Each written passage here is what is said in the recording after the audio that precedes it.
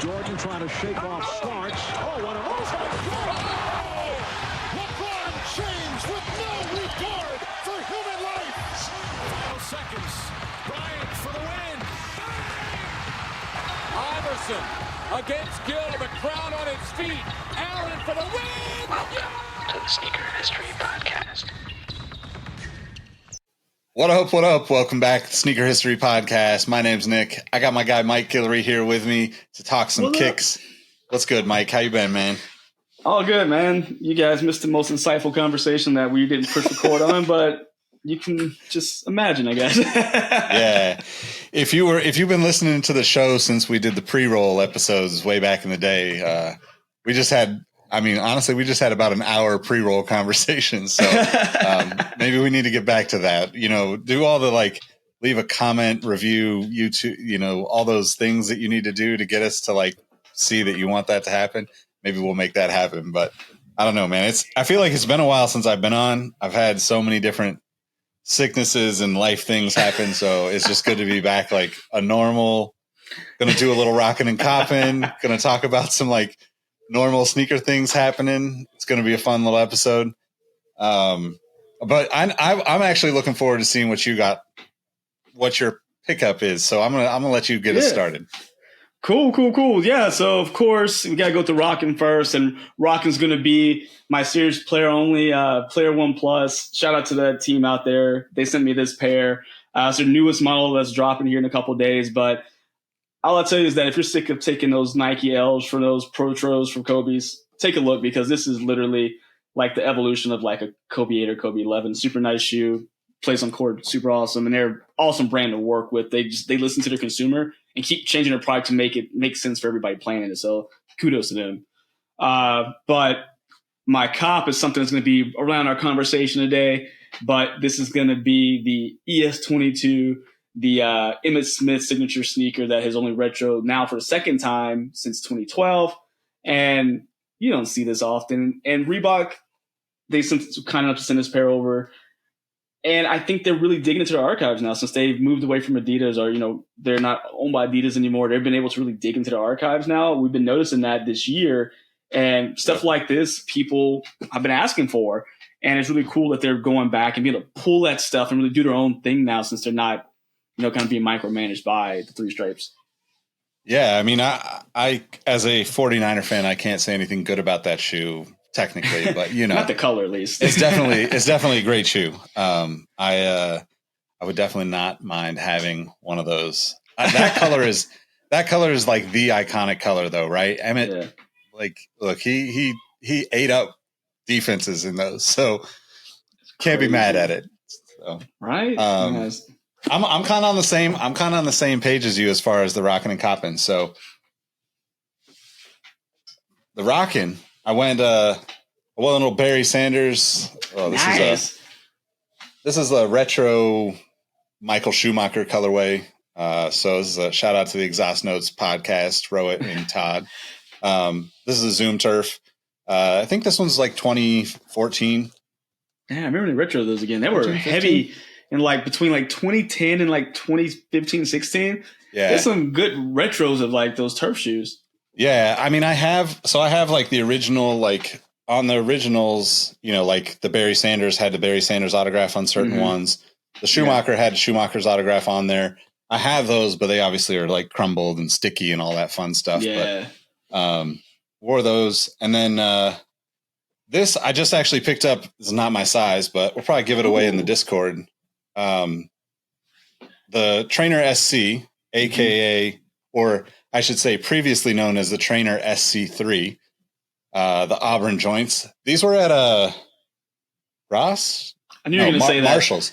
These were at Marshalls for $39. So I couldn't pass them up. I can't fit them, but we'll find somebody that can, and maybe I can trade for a size 13. That's a good pickup. I mean, even it's just hard to pass that kind of stuff up when it's sitting around. I can't wear it, but god dang it, either I can take the insole out or put an extra pair of socks on. Yeah, I mean, and classic Nike retro stuff, any retro stuff that I have memories with, right? We're gonna get into some of these football shoes, but if they're sitting for 40 or 50 bucks at a store, like I'm such a sucker for it. You know, like it's so hard for me to pass it up in like especially if it's like an OG colorway that I like. I just, I don't know. It's just an addiction, man. I'm right there too, man. Performance shoes get me. I know everyone's about their Jordan 1s and Dunks and stuff. I like those, of course, but I think we talked about that. I'm just a sucker for just performance shoes. That's what got me into sneakers, like Jordans. Like when Jordan was playing, getting Jordans, actually being able to like, oh, this is what this is for. To now, it's just like I love that kind of stuff. Just the different design language, what they're meant for. It will always forever keep me into sneakers because of that. Yeah, exactly. Yep. Well, as you can probably tell, we're going to talk about some NFL sneakers on this episode, and we're gonna cheat a little bit. We're going to use one of the complex sneakers lists, one of the more recent ones, I guess, because it's 2019.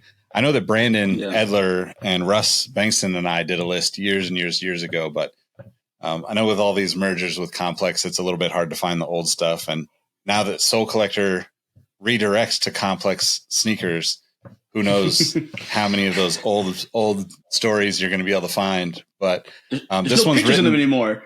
Yeah, there's no pictures on most of them. Yeah. So this one was written by Mike DiStefano. And basically it starts just with the history of NFL signature sneakers.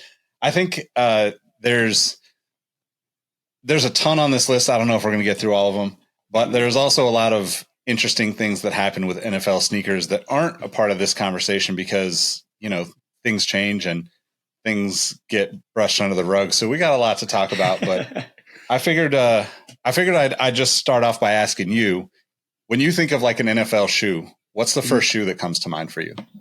Well, Air Trainer. Air Trainer, Bo Jackson's immediately.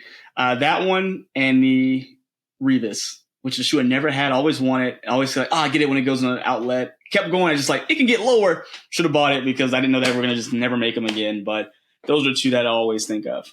Yeah, the Revis is definitely one of my favorites. I have the I have the Soul Collector that was like done like in the Dion color, the 49ers colors. And, you know, I don't know, man.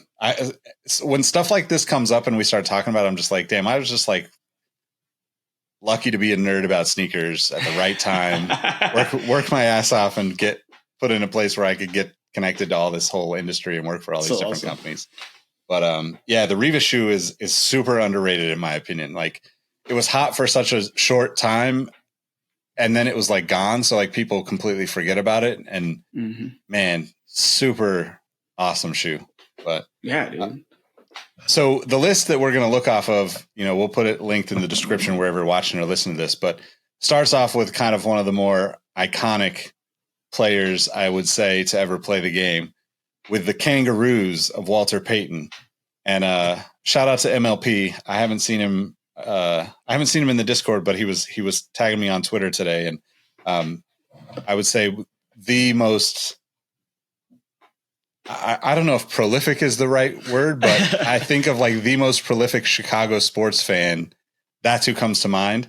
He probably knows all sorts of stuff about this shoe and probably has a connection and a story to it because that guy has so many great stories. Probably has one. Yeah, exactly. or like, you know, has a picture of him wearing them with Walter Payton or something. But this is definitely one of those shoes that like kind of first stood out to me because you didn't really think of football players in shoes when I was a kid, right? This is probably like 84, 85 or something. And I can't remember if it was the Kangaroos or the pony because he wore ponies like the following year or a year or two later. But he's in one of the ads, he's standing in front of a Lamborghini Countach. And like as a kid in the 80s, that's like the poster on the wall for everybody, right? It's like some sort of Lamborghini Countach poster. So like this kind of connected like the wow factor of what was on the wall and what you saw in a game for me for the very first time. So definitely a super important shoe. And honestly, like I think that, you know, I think that like the struggle with football in that era, especially, is that you never got to see people without their helmet on. Yeah. With the exception of guys like Walter Payton, because you got to see him with the headband on and everybody remembers that. But like all the other players, it was so rare that you got a good shot of them, right? Because the camera sucked in the 80s. Nowadays, like we could tell eye colors even if you got tinted, vision visors on your helmet. It's like so good. But like back then, it was almost like he was like kind of the first face of the game almost. Yeah, to like really represent the game as an athlete to me. So I don't know, like it was just such a crazy time. And this is definitely honestly like a bucket list weird shoe for me too. Like if I could get a pair of those originals, I would love to just have them just to say I have them. That's crazy. So it's funny because this is 85. I'm looking at this shoe like it's just beat to mess. Like, I mean, clearly it is, but it's funny. So my grandfather, my dad's dad, he played in the NFL in the 60s. So there was no pictures of faces then, and there was no trainer. It was all cleats. So it's crazy how they started transitioning. I mean, it's only about a 20-year difference. I think he got out the league like 68, 69. I can't remember what my dad had told me, but it's crazy how they started just 20 years later. We went from just these straight up like these hard cleats to now we're going to move into these turf trainers, which to me it still blows my mind. I know we've gotten to more aerodynamic, a lot of lighter materials, but it blows my mind that these aren't on the field. So I know they moved away from turf. If I'm not mistaken, there's no more turf fields. Is that correct? Yeah, I'm pretty sure we're past it. Yeah, but it's just like, man, like if you couldn't see their faces, like that gave them personality because this Rue had a pocket on it still. Yeah. Like, what do you put in the pocket of his cleat or his shoe? Like, let me put a mouthpiece in here real fast. Like, It's crazy because even for the game, like you said, you could never see their faces. He was probably the only person you really saw or recognized. His shoe gave him even more personality. Like, oh, I know kangaroos. Even though I don't have those, I have mine, the pocket. So it's really cool that they still made sure to integrate their personality with their brand on something that was going to be on the field on Sunday. Yeah. Yep. It was really like more of like the first. I use this term lovingly, but like the first gimmicky thing, right? Like we all love gimmicky things, like an air bubble is absolutely gimmicky. A visible air bubble is even more gimmicky. Like to the next level. Yeah. Yeah. But like, it's one of those things where it's like, it connects things in a way that you don't really think about until you start thinking about like how this evolved. Mm-hmm. And the other thing about turf shoes is, like I was showing like the bottoms of a lot of these turf shoes look exactly like the Barry Sanders shoe, right? Like the Zoom Turf. But like back in the 80s, these guys were playing basically on concrete with AstroTurf on top of it, like very little padding. It is wild to me that they survived, like playing not only in like these archaic shoes, but like on that kind of, concrete. I would have retired after the first game. Yeah. Oh man. My bones ache just thinking about it. My knees started hurting for some reason. Like, Yep. But like it quickly evolved, right? So the next one we want to talk about is a little out of order, but the Air Trainer 3, the Air Trainer SC, however you want to look at that. Basically, what you're thinking about when we're talking about this shoe is the medicine ball trainer, the bow nose ads, the like kind of Nike. The Nike-fication of like the sports, right? It was just like, okay, now it's all about marketing. Now it's all about, these connections to real world experiences that people might have, right? And that shoe still is on my bucket list as well, unfortunately. I never picked them up, the Medicine Ball Trainer 3s. Dude, you know what's crazy? Look at this shoe. So 1988 was the Air Trainer 3. The first shoe we looked at was 85. 3 years, they made that much of a jump in, technology. It's wild because the Air Trainer 3 still holds up to today. One of my favorite shoes, even though it's not the most comfortable shoe on foot. Air Trainer 1 was definitely more comfortable and dual purpose as a tennis sneaker as well, so I love that. But the Air Trainer 3, I actually have a pair. I'm going to make you sad because I actually did have medicine balls the last time they released, and I remember bringing them back to the store because I'm like, I can't do this. It hurt.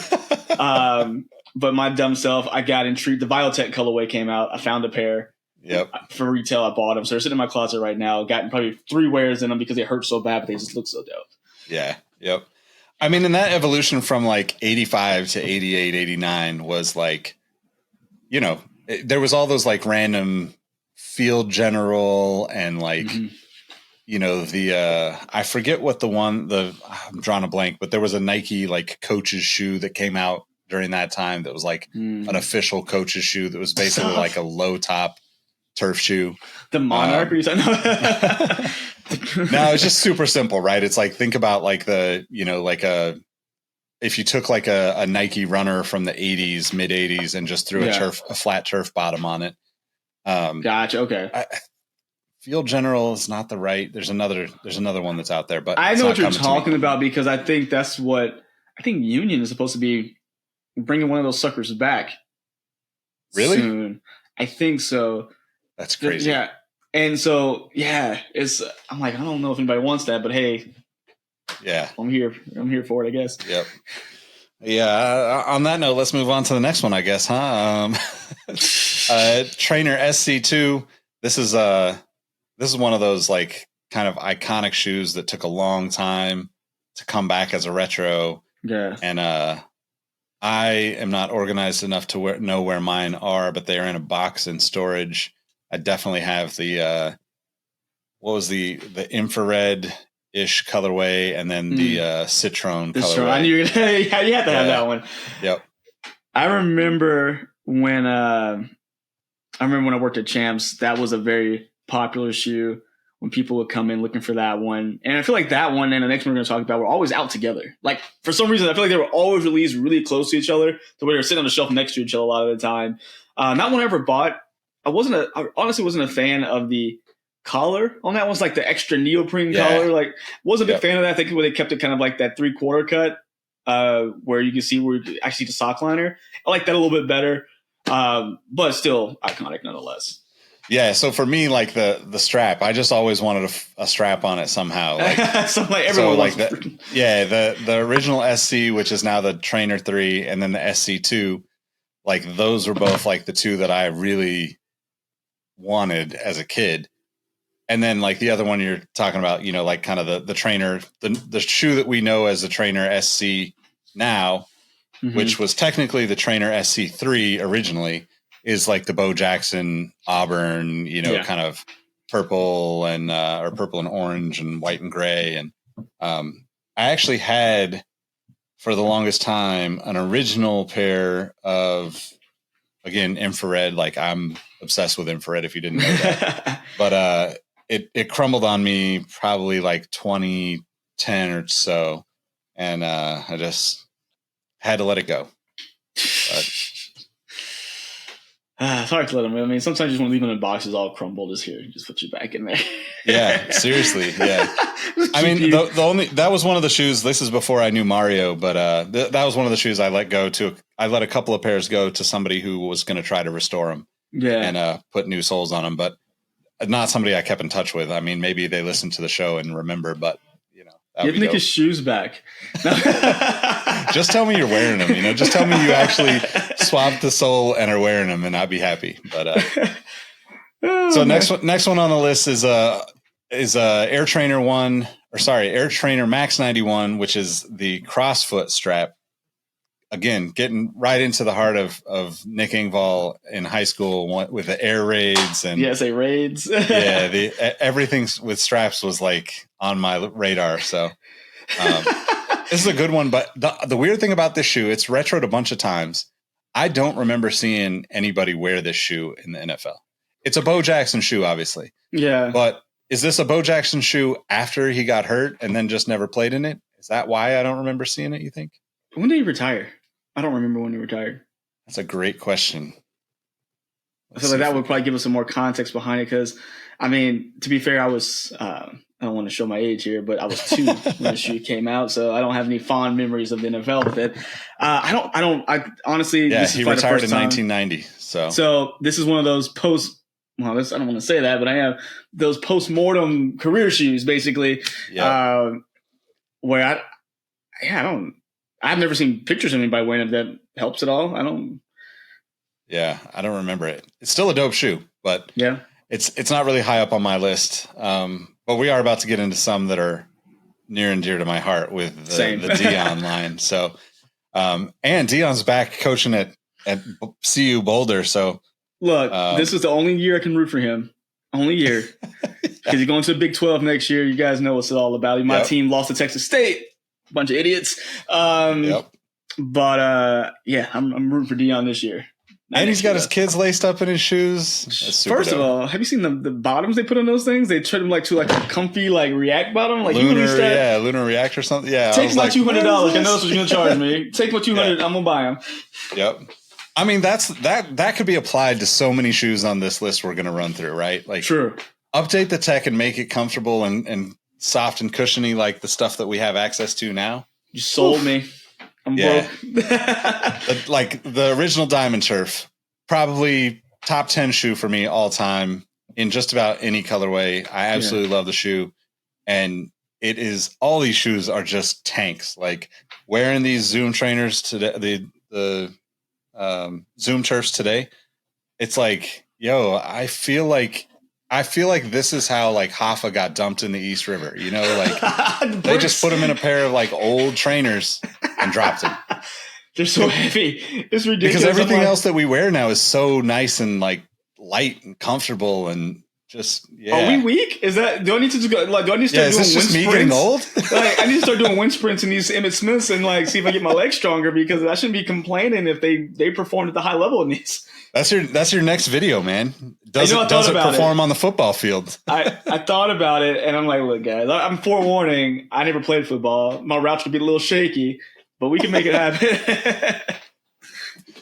Yeah, man. These are all definitely. It was just a different time, right? But I can't complain. I put myself. It's like, it's one of those things where it might not be worth it every day, but once in a while, it's worth it for me. Oh yeah, suck it up and 100%. Yep. So Air Diamond Turf 2, another iconic shoe. Yeah, beautiful. I don't know shoe. if you guys have been into sneakers for long enough, you probably know the name G-Rock in the shoe game. G-Rock is the king of trainers like this. He, I think, probably either has owned or does own every single one. I always see him talking about him and rocking them. So these shoes always make me think of him. But man, Deion has some heat, man. Man. DT Max. So they finally were let's give Deion some good size cushioning. That's what he's been wearing up at Colorado. I'm really curious what that's going to feel like compared to the new the updated version. It's basically the Deion Protro, right? I hope they released that. I'm stuck on that now, because I saw him in a picture of a locker room with the white. Was it the black white we're looking at here? They put more gold on it for Colorado, then they had the white variant. Yeah. I'm like, look, man. Again, I'm not a Colorado fan, but I know a nice shoe when I see one, and it made me little. So my brother, my youngest brother, we and him wear the same size. So if I'm not wearing something for a while, I just give it to him, knowing it's good shape. He has my San Francisco Diamond Turf 2. He doesn't wear. He's like, hey, I'll bring them back if you ever want them. I'm like, I'm gonna take you up on that now. Now I looked at the picture again. I'm gonna need them back.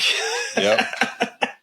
Yeah, man. He's in his closet right now. I'm like, if you're not wearing them, I'm gonna take them, because Deion's making a comeback, and he just reinvigorated my love for his shoe line.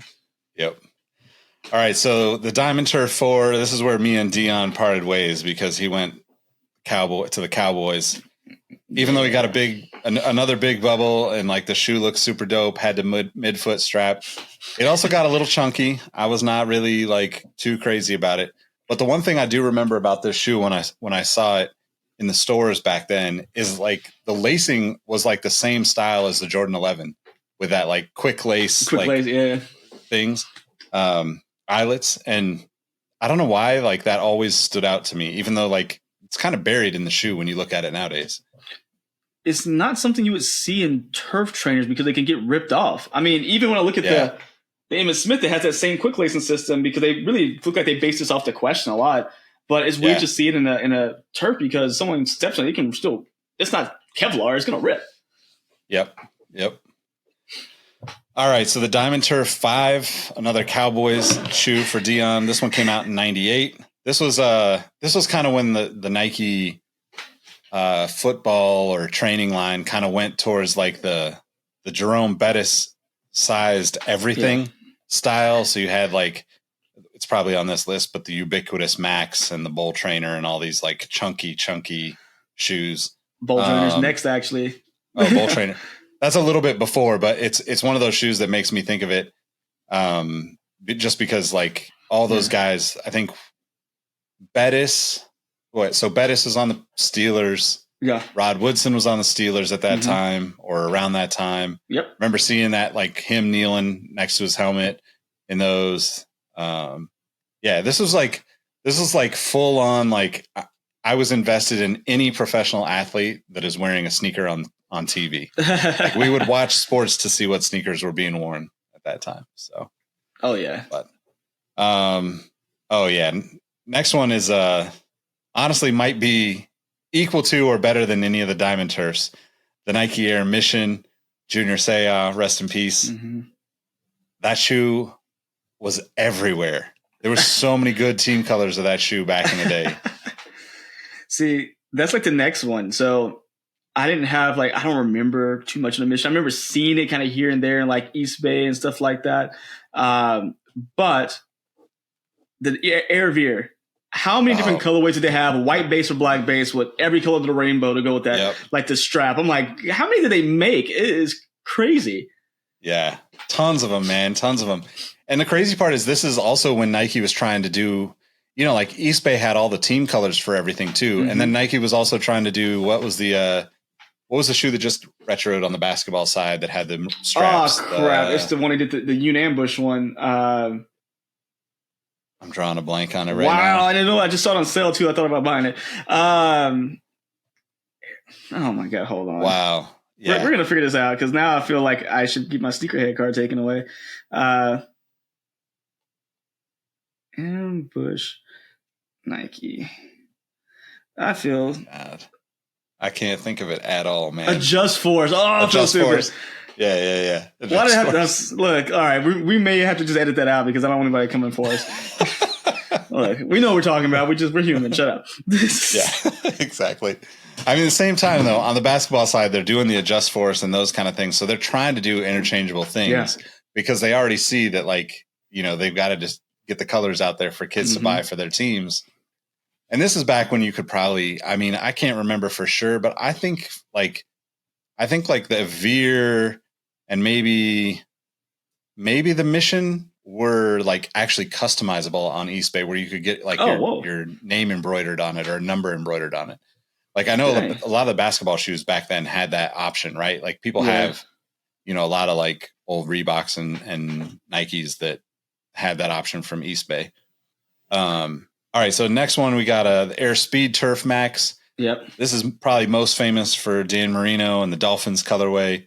But I personally, it's a beautiful colorway. The Dolphins color scheme is one of my favorites. Always nice. But, I do own a Miami Dolphins jersey, which I will not talk about on this episode because maybe that person will be on the podcast in the future. Oh, but it's a sneaker guy for sure.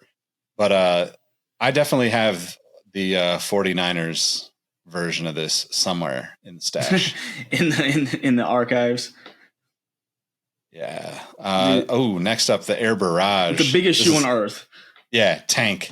Straight up tank. You feel no pain in this. Who wore this? Marshall Faulk. Okay. Marshall Faulk, yep. Okay, yep. And I thought some of these other shoes were huge. Good Lord, how are you running in this? Yeah.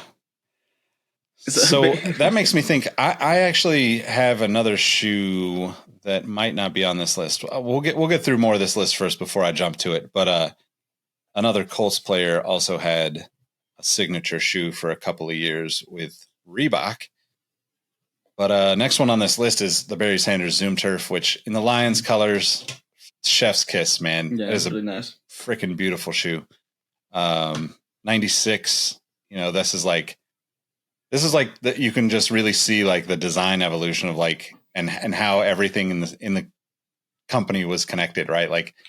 Add patent leather to that shoe and you've got a lot of Jordan 11 look to it, Oh yeah. Well, even the, oh my God, it almost reminds me of some of the Jason Kidd stuff too. Yeah. Yep. Zoom, the design languages. Light fives. Yep.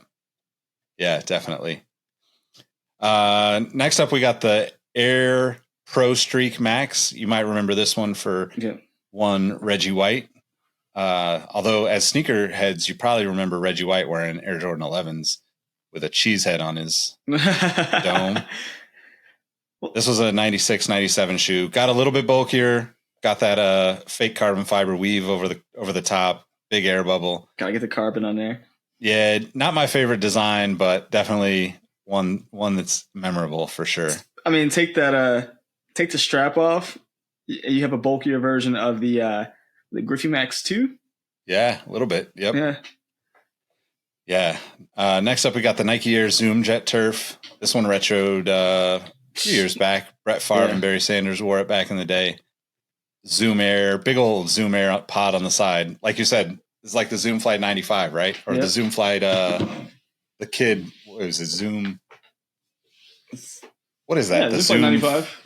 Is it the Flight? No, the Flight 95 has the pods. Oh, so the Zoom Flight 5 is the next Jason one. Kidd Yeah. shoe. Look, there's a lot of names. So many of them, man. 97 though.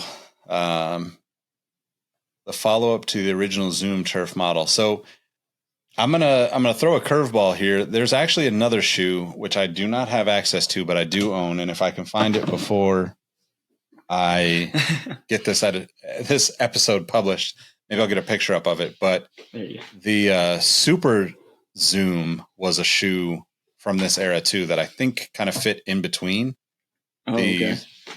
the first Zoom Turf and this one, but I could be wrong. It could be a different order, but it's definitely not on this list. It's a really cool looking shoe. It was another shoe that the reason why I got into it was because Michael Schumacher had a version of it when he was a Nike athlete in Formula One. So, all right, switching up, we got Adidas. It's the Key Trainer, EQT. Oh yeah.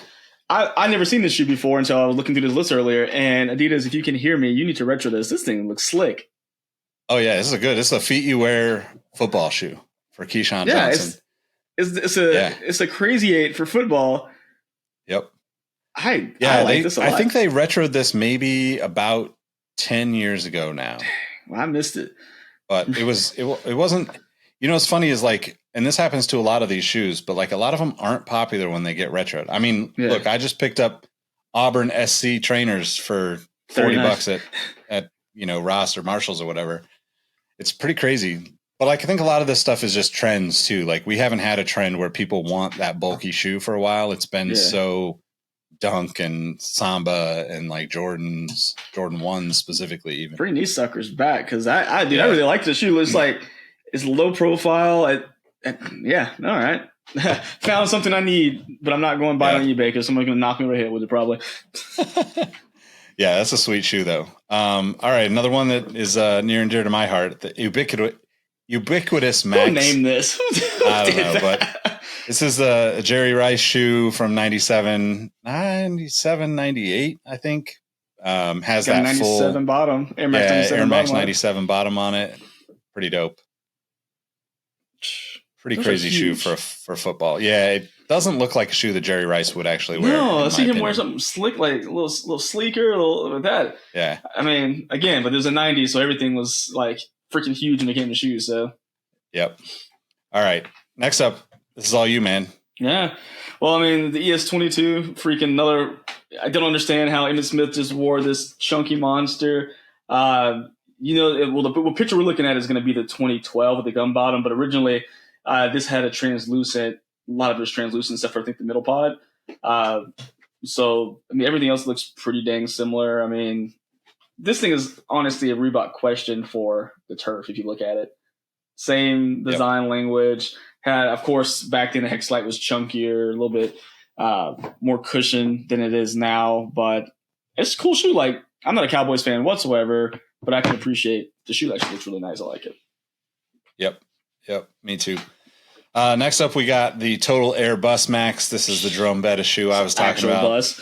This was the actual bus, yeah. But to give credit, they had the biggest air bubble ever seen on a shoe at that time, it seemed like, because it was taking the Air Max 97 outsole and just overfilling it, so it stuck out the sides of the shoe, basically. She but knew again, all like that. you look at this shoe and you can see all the other things that were happening at that time, right? Like you can kind of see a little bit of, you know, like the Zoom Flight 90, what is it, new Zoom Flight 96, 97, something like that. It has that like kind of same swoosh on the back. Yeah. Obviously the kind of the tie for football shoes with Nike was always the kind of mid toe section that came together always kind of consistently. But this shoe is a monster. And to your point, like, you know, like you mentioned the Griffey line, I have like a Griffey, what is it? The GD Max, something like that. Very similar to this shoe, right? Like it's just a little bit slimmer version of this shoe. Probably came out the year before. So it's this just kind of bulked up one more time, but it's pretty crazy how connected you can kind of see all these designs are. Yeah. And that shape, correct me if I'm wrong, but that's around the same time the Nomo came out, right? 97, I think, was the Nomo. Yep. Yeah. Just that big bubbles, like just a general shape, not necessarily design language, but that shape kind of reminds me of the same thing. Yeah. Yep.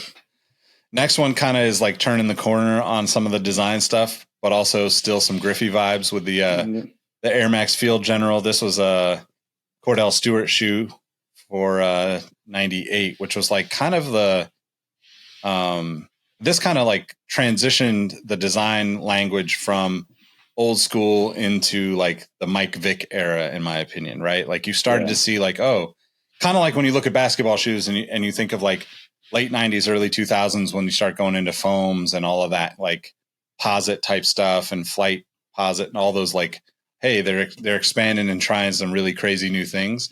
Yeah. This was the start of that. I think this one was super dope. I mean, I can't imagine this would be a shoe that gets retroed, but it honestly would be a shoe that I would probably pick up if it did get retroed, just because it is a really good looking shoe. Yeah, I'm sure, like materials wise, they can just tweak it a little bit. They just need to pro tour everything. Take Kobe's like advice and just go pro tour everything so we can use it again. Yep.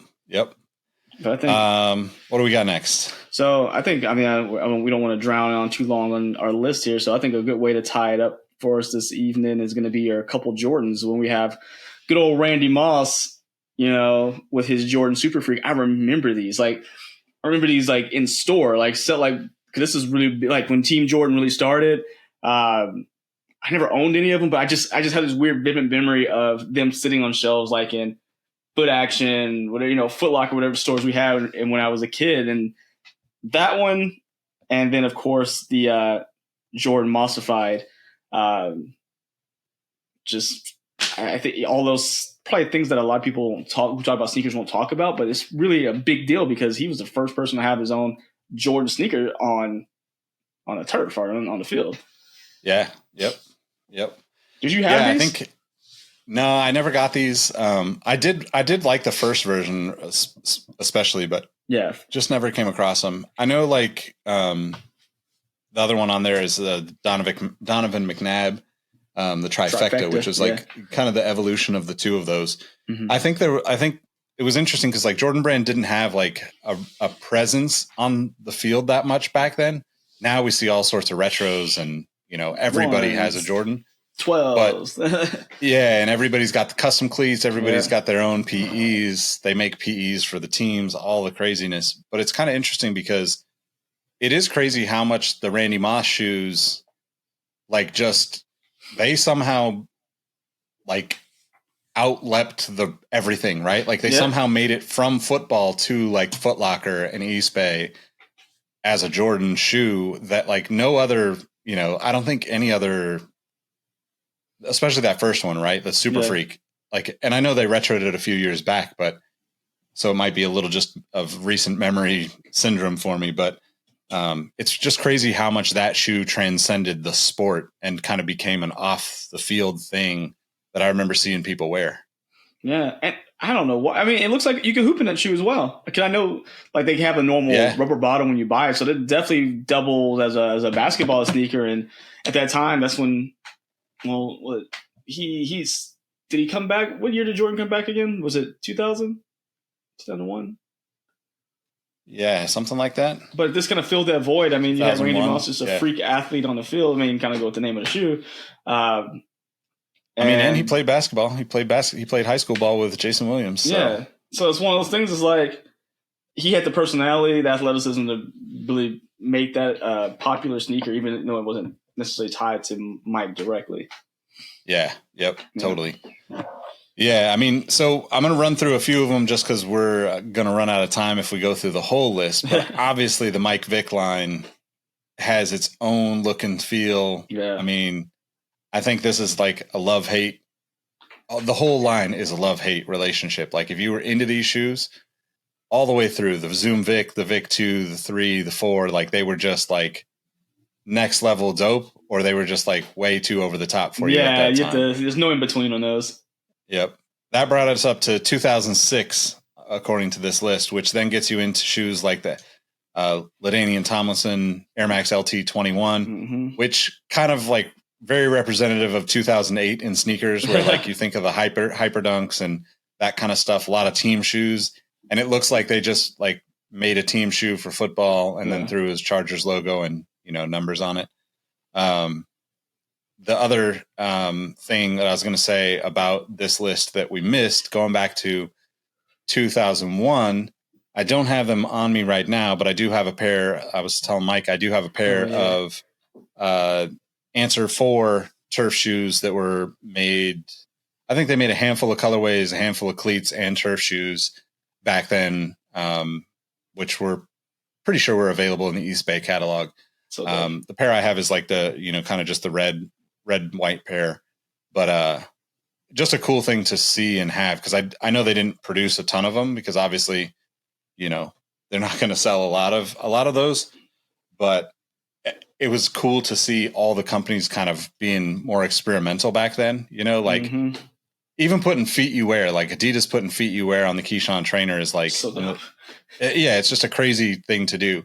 And when you look at like the evolution of Adidas, like the Reggie Bush shoe in 2011 looks like a straight up like weightlifting shoe. It wasn't, it looked like it kind of looks like the Gilbert shoes of that time, but like it's such a boring shoe from there's no risk involved in it, right? It was just like, let's just get him on the field in the shoe, which disappointing because I'd rather see all these brands being super competitive. And I think when you look at that shoe in 2011 versus the Zoom Revis coming out in 2012, night and day difference, right? It's like, if you're like, for me, if I'm looking at those two shoes on the shelf, I'm not even thinking about the Reggie Bush shoe. Yeah. I'm walking right past that other one. Whoever made that shoe or the team that works on it, but like it feels so dated compared to the Revis shoe that came out, 9 months later. That this is the time when people were moving away. Yeah, they were moving away from the on-field, shoes, especially the signature. They're going more in the gym. That's where it went from. I want to be like them on a field shoe. I want to be like them in the gym because it's more in that fitness segment. So things like the Revis we're seeing more in the gym or more in the casual. Or you look at the next one, the Calvin Johnson's. I mean, he had cleat versions of his shoes, but these were all considered trainers now as opposed to turf or field sneakers because, again, they've taken a lot of the turf is starting to be pushed out for actual grass at this point.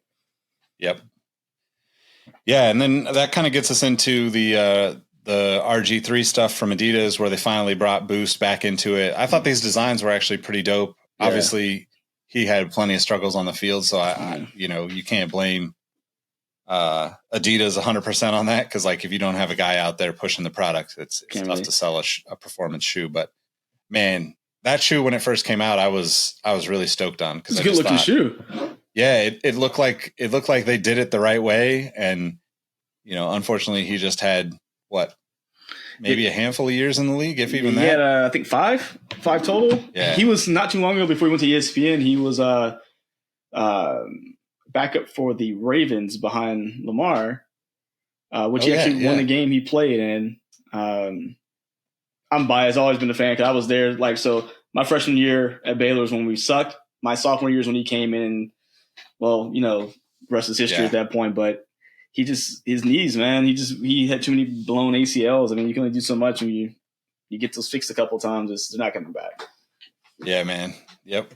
Yeah, the Brandon Roy of football, right? Yeah, man. Like the biggest basically. What if because Yep. I think if he's one of those people that I think he could have possibly either got to one or maybe won one, if not more. But he was like that running QB. I feel like because I guess Cam came in before him, right? Did he come in before? I think he came in maybe after. I think he came in a little bit after. Maybe after. So the reason I says like just kind of that bigger guy who can run. Like I feel like he was probably one of the first guys in his recent. Like they made it like, oh my god, we want to draft people like that, and that's what makes sense. You like put the boost, make it a light, prime knit sneaker. The design made sense. It just like you said, he couldn't push it if he's not on the field. Yeah. Yep.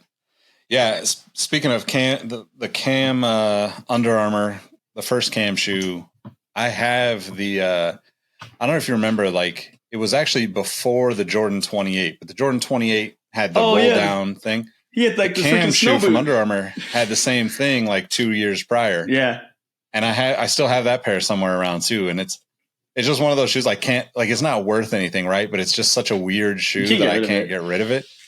Yeah. But I remember this list has the C1N Cam shoe from Under Armour in 2017, but I'm pretty sure he was 2015, I think, was the first shoe that came out from them. Sounds about right. With him before he got his official name on it. But yeah, obviously there's tons of team shoes that we were kind of glossing over. This list has the Zoom Field General from Nike, which was a big shoe. That was huge for Russell Wilson, Drew Brees, Aaron Rodgers, Kaepernick, Andrew Luck, all those guys. Pretty much everybody wore it in like 2014, 2015. Yeah. But Air Cruise, Nike was like probably the best lifestyle NFL shoe that's ever been made. Yeah, man. It was so like close, but it was like, and they even did all the good colors, like it's a good shoe. It was very popular for the time it was out. It took the Air Trainer 1 bottom, Air Trainer 3 bottom, and put the upper on there. I mean, literally, it was if you couldn't find a Yeezy, you didn't want to spend thousands of dollars, go buy Air Cruise, which they weren't that hard. They weren't that easy to get at first. I remember they sold out a lot. Yeah, they were hard to get. Yep, they did a lot of cool materials too. Like they obviously did like the Timberland like wheats that had the quick lace at the top on it, and then they had like the that like almost like ballistic woven. I think the blue one was that. Yeah, so material, there's the all blue one. There was the all red. Of course, I think you had the Jets color one. Yeah. Oh, not Jets, the Giants. Sorry, forgive me, New Yorkers. Wrong team. Yeah. Don't shoot me. But he had probably the most memorable in recent history is the Cruise. Yeah, definitely. I mean, that's 2015. That gets us pretty far along. JJ Watt actually had, I think, a couple of shoes with Reebok, 4. right? Yeah, 4. So that started in 2016, which is pretty crazy to think about. Man, that's a pretty solid list. So a couple of things that I would say about NFL shoes beyond that list. One, anything we missed, definitely hit us up and let us know, because we're not going to remember everything. We're doing this off the cuff. We're not doing research ahead of time. We're just like, hey, let's run through this and talk about some NFL shoes. But the craziest part for me, and I don't know if you all know that I'm really old anyway, but I think of NFL shoes. I think of like the companies like Eastport and like some of I forget the other ones, but like they made basically generic turf football shoes, and then they slapped like a team logo on it. Oh dang! And it had like the little flap in the front, like the old like 80s, 90s like cleats had. Yeah, the lace flap cover thing. I mean, that's what I think about when I think of football shoes still to this day, because so much of this stuff like went beyond like the sport itself. Mm-hmm. But it's pretty crazy to like really look at these and see how far it's evolved from those days of like the NFL just throwing licensing out to like whatever shoemaker they could get. Reebok had years where they made all those crazy ones too. And then obviously Nike got the contract and you could customize trainer SCs a few years back. So like there was just tons of that stuff, but it's pretty crazy to think here we go again with another season. What's going to happen this year? Yep. I mean, no, spoiler alert, it looks like the Chiefs lost their first game, so don't worry, they'll still get the Super Bowl some kind of way. They always do. Yeah. Somehow, some way. But yeah, does Mahomes have a shoe? We need to consult with Rohit on this one. Where's Rohit at? No, he doesn't have a shoe. I feel like he's got it. He's with Adidas, right? Yeah. He has a train. Oh my god! Like, I feel like I've seen something, but I don't think it was his. No, he does have a shoe. Oh, the Mahomes one. Yeah. I was like, he does. I'm feeling stupid right now. I can't remember what it looks like. I've seen the advertisement, but oh yeah. Yeah. It looks like an Adidas. I don't think is it his? Yeah, okay, it is. It's okay. I didn't know if it was his or they just slapped the name on it, but it's the Impact Flex. Yeah. So yeah, it looks like that just Adidas gym shoes. I mean, that's what it is. Yeah, it kind of has like a little bit of that crazy BYW look to it. Just the peaks on it. Yeah. I was looking at that. Yeah, interesting. But I mean, that also goes to show, like, man, just missing the mark. Yep. That people don't know this is. I mean, we don't know that this is out. Maybe we're not diehard football fans, or I'm not. Rohit's gonna come back and be like, "What did you guys say?" Yeah, Rohit's gonna shun us for a week. He's like, did you guys just destroy this? Oh man, hey man. Well, it was good to catch up. Good to talk through these. I'm definitely interested in seeing what everybody has to say, whether you're watching or listening. Yeah. Or if you're in the Discord, like, let's talk it up. I'm 100% forgetting a bunch of stuff. We're kind of throwing the Jordan cleat one category of into one category because there's so many of them. Because we could talk about all those, and we probably have and will on another episode again down the road. We need to get Mosh back to talk about the stuff he customizes when he's it comes done like the crazy stuff. Because he does some crazy stuff out there. Yeah, definitely. But all right, man. Well, let everybody know. I know you're popping off over there on YouTube. You got to tell them how to get you over there. I like to tell people I'm trying to be underground rapper famous at this point. That's so yeah. I mean, you can find me on YouTube at just Mike Guillory. So you just look at this smiling face all the time. But you always find me here in Sneaker History on Instagram and the socials at MattWatcher789. So that's where I'll be. Cool. You can find me at Nick Engvall on all the platforms. More importantly, at Sneaker History everywhere. Make sure you are in the Discord. If you're not, a ton of good people in there. Great place to hang out and talk kicks. It'll be the first link in the description wherever you're watching or listening to this. And we're looking forward to the season. Let us know who. I think you missed the. I think we already missed the cutoff for the fantasy league in the Discord, but you might be able to get a late jump in there if you act quickly. Just beg. I don't know who's over it. Just beg them and give them $20 and they'll let you in. Yeah, exactly. All right. We'll catch you all on the next one. Thanks for rocking with us. Peace. See ya. Hey, everyone. This is Nick again. Before you take off, do us a solid and head over to Apple Podcasts to leave us a review. Give us a rating on Spotify and Amazon Music, and make sure you're subscribed to our YouTube channel because we have even more video content coming soon. Speaking of new content, we have an amazing community of sneaker enthusiasts that hang out in our Sneaker History Discord on a daily basis. While sneakers is a connection point that brought us all together, we've all discovered countless shared passions that we have in common with each other. We recently launched a couple of new podcasts directly from our community. One of them is a Formula One podcast. If you're an F1 fan like me, the Exhaust Notes podcast is your weekly fix of Formula One fun. It's hosted by myself, Rohit Malhotra, and Todd Yates. New episodes drop every Tuesday. I've been wearing fitted hats for years and collecting my favorite teams since I was a little leaguer. It has been awesome to see so many new fans getting into fitteds in recent years. Crown and Stitch is our new talk show about fitted hats with Dexter, Keith, and myself, where we talk about fitted hats, snapbacks, throw in some obscure hats because we all kind of like some funky stuff once in a while, don't we? Copping, collecting, and so much more. New episodes drop every Wednesday. Hit the links in the show notes for this episode to give our new shows a listen, and be on the lookout for more new podcasts dropping soon. Last but not least, tell someone you like their kicks today. You never know how far a simple compliment can take you, and we all know how good it feels to have someone show their appreciation. Thank you all for the support, and we'll catch you on the next episode. Peace.